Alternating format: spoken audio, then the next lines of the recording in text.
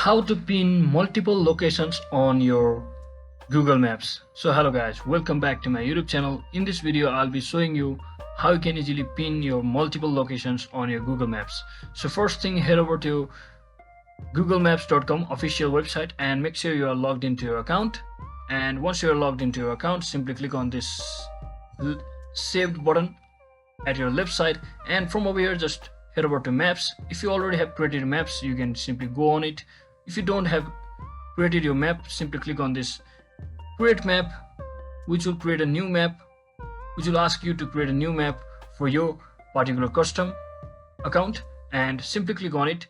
And once you click on it, you can just pinpoint any location. So let me just head over to Tokyo for example and simply search in for Tokyo. And what I want to do is simply add the Tokyo on my map. So to add more locations inside of Tokyo, what I wanted to do is simply zoom in for the little and simply select that particular location and simply click on this map just like this. And you can do the same for every other locations or places just like this as well. So that is exactly how you can easily pinpoint multiple locations on your Google Maps. Hope this video was helpful guys. If it was, don't forget to like and subscribe to the channel. See you on the next one.